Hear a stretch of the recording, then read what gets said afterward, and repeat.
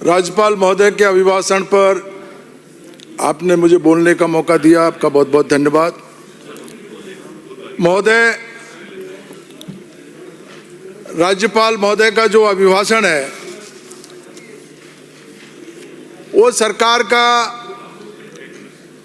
एक नीति पत्र होता है और मैंने इस अभिभाषण को बहुत गंभीरता से पढ़ा। सभापति महोदय, इसमें सरकार के द्वारा माननीय राज्यपाल महोदय से बहुत सारी ऐसी अनर्गल बातें, असत्य बातें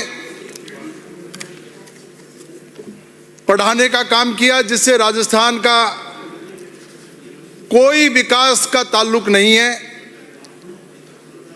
मैं अभिभाषण के बिंदु संख्या 3 को पढ़ रहा था,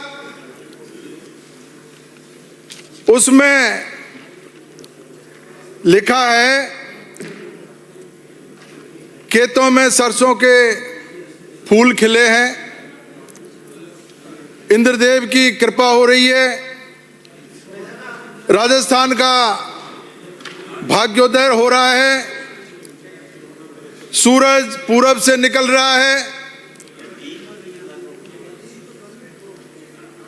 राजस्थान की तकदीर बदल रही है। माननीय सभापति महोदय, सूरज हमेशा पूरब से ही निकलता आया है, लेकिन क्या क्या बातें राज्यपाल महोदय से सरकार ने पढ़वाई, इस अभिभाषण में लिखी, जिससे राजस्थान की जनता के विकास का कोई ताल्लुक नहीं है। अगर राज्यपाल महोदय हमारे संविधान में जो जस्टिस का, लिबर्टी और इक्वलिटी जो हमारे संविधान निर्माताओं ने संविधान लागू करते समय एक परिकल्पना की थी, राजस्थान और देश की जनता को हक दिया था, जस्टिस, लिबर्टी, इक्वलिटी और फ्रेटर्निटी, इन चारों के माध्यम से जो जनता का हक है वो हक राजस्थान या देश की जो लोक कल्याणकारी सरकारें हैं वो जनता को सुविधाएं उपलब्ध कराएगी, जनता के साथ न्याय करेगी। मैं पूछना चाहता हूं राजस्थान की सरकार से और इस अभिभाषण के लिखने वालों से कि सोशल जस्टिस में आपने क्या काम किया। जो जस्टिस हमारे संविधान के तहत न्याय का अधिकार हमको मिला हुआ है,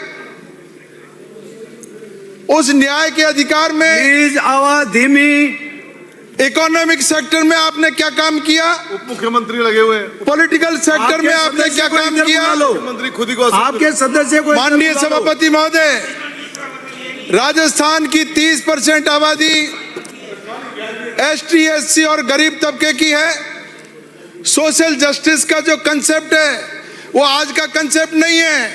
जब देश आजाद नहीं हुआ था और उस आजादी के लिए हमारे आम जनता ने अपना बलिदान दिया, इस देश का हर वर्ग आंदोलन में जुड़ करके देश को आजाद कराने के लिए जूझा, देश आजाद हुआ और आजाद होने के बाद में हमारे संविधान निर्माताओं की जो परिकल्पना थी, उस परिकल्पना को लागू करने के लिए सरकारों को काम करना चाहिए।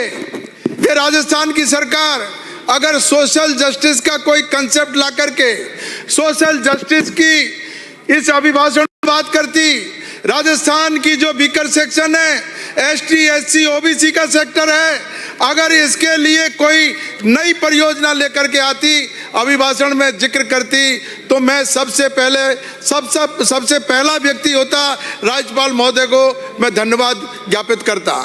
लेकिन इस अभिभाषण में कहीं भी सभापति महोदय पूरे अभिभाषण को देख लीजिए। एसटी, एससी, ओबीसी, इस बीकर सेक्शन के लिए, राजस्थान की जनता के लिए कोई भी फायदे और भलाई का काम इस अभिभाषण में नहीं है। मैं सभापति महोदय आपके माध्यम से यह कहना चाहता हूं कि संविधान निर्माताओं की कल्पना से बाहर जाकर के और इस अभिभाषण में कपोल कल्पित बातें लिखी हुई है। कपोल कल्पित के साथ साथ असत्य बातें लिखी हुई है। एक एक चीज को 3-3 बार दोहराया गया है।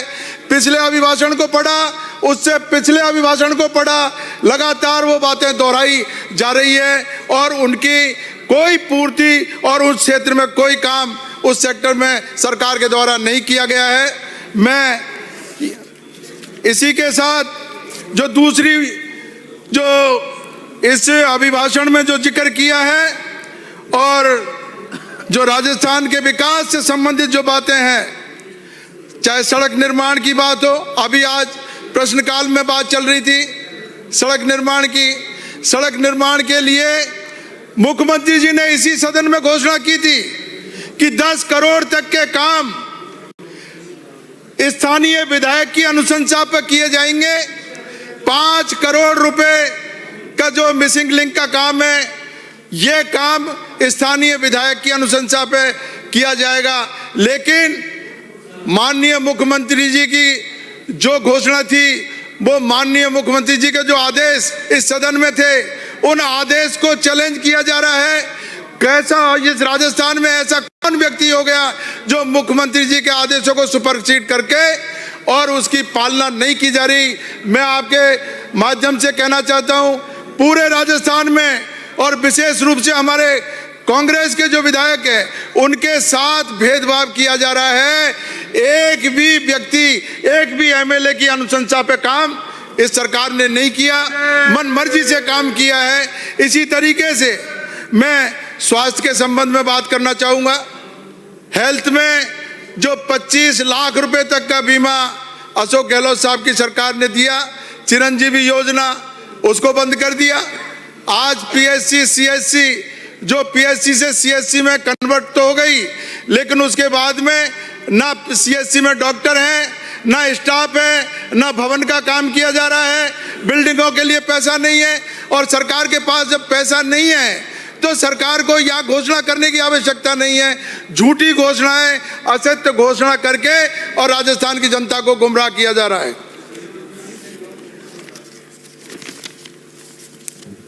इस सरकार ने,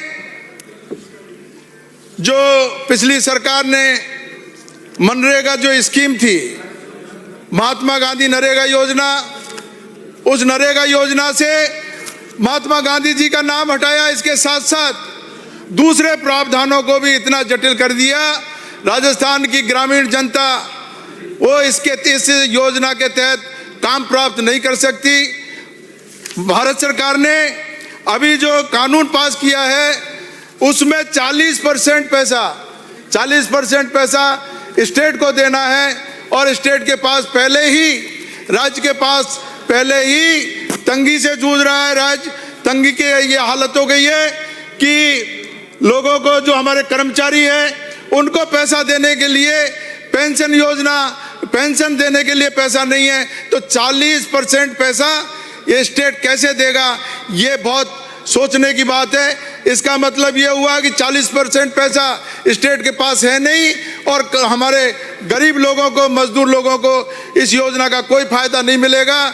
मैं सरकार से मांग करना चाहता हूं इस, और ये कहूंगा कि मनरेगा की जो योजना है, इस योजना को पुराने रूप में ही इसको चालू किया जाए।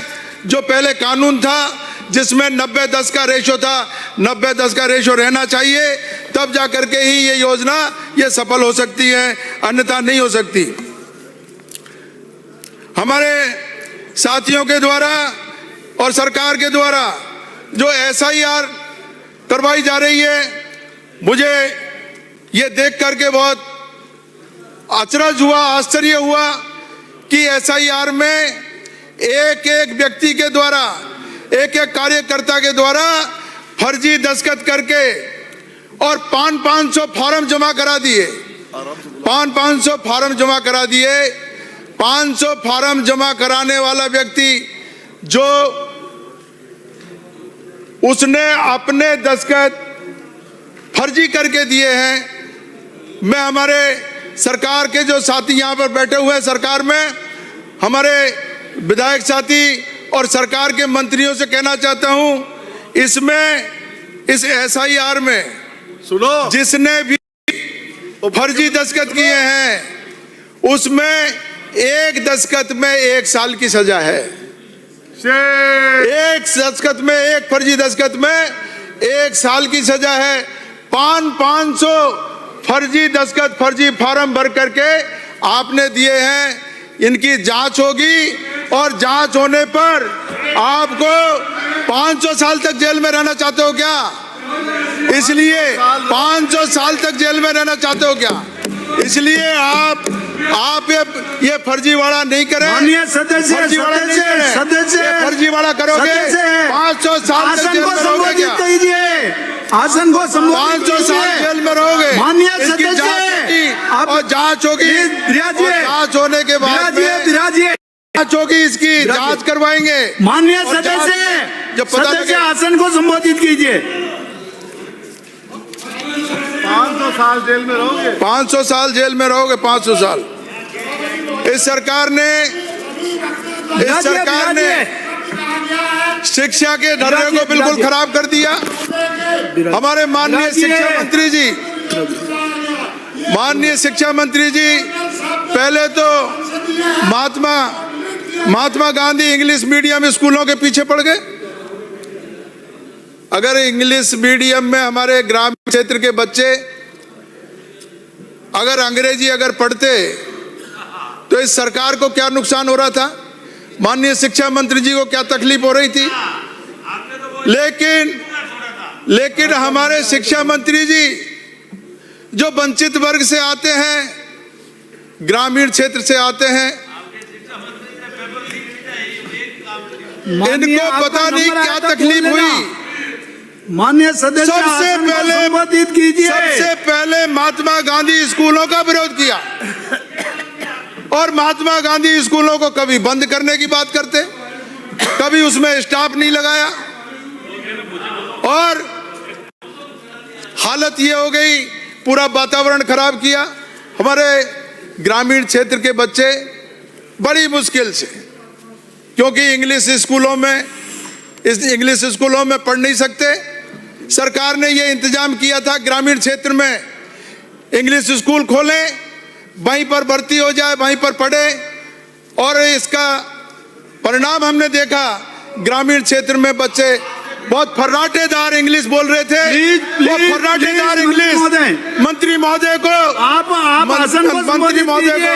वो फर्राटेदार इंग्लिश जो हमारे ग्रामीण क्षेत्र के गरीब बच्चे बोल रहे थे, वो मंत्री जी को अच्छा नहीं लगा। लगातार Mahatma Gandhi English medium school की लगातार बुराई करते रहे। क्या पता प्राइवेट लोगों ने, प्राइवेट इंग्लिश मीडियम के जो लोग थे, इंग्लिश स्कूल के लोग थे, वो पता नहीं मंत्री जी को क्या प्रेम था उनसे, इसलिए ये लगातार ये माहौल खराब किया। और इसी के साथ साथ अभी आप शिक्षा में बजट की बात कर रहे हो, तरह तरह की आपने इसमें घोषणाएं की है, लेकिन अभी झालावाड़ में क्या हादसा हुआ, झालावाड़ में हमारे बच्चे जो है बिल्डिंग में दब करके मर गए। आपने भवनों के लिए कितना पैसा दिया और क्यों नहीं दिया? पूरे राजस्थान में जितने भी जर्जर भवन है, आपको सर्वेक्षण कराना चाहिए। अगर आप सर्वे कराते, आपको पता लगता कितने स्कूलों की बिल्डिंग जर्जर है। और जर्जर बिल्डिंगों को अगर आप ठीक कराने की बात करते, निश्चित रूप से अभिभाषण अच्छा लगता, लेकिन जर्जर भवन के लिए इस अभिभाषण में एक भी पैरा नहीं है। तो मैं ऐसी जो कपोल कल्पित बात है, निरर्थक बात है, इन बातों को ये सदन के सामने इसलिए मैं कहना चाह रहा हूं कि ये सारी की सारी बातें जो जनता से जुड़ी हुई है, इस अभिभाषण में राज्यपाल महोदय से अगर आप लिखवाते, आप पढ़वाते, तो इसका निश्चित रूप से राजस्थान की जनता को फायदा होता। लेकिन इसमें इस तरह के कोई सार्थक बात इसमें नहीं है।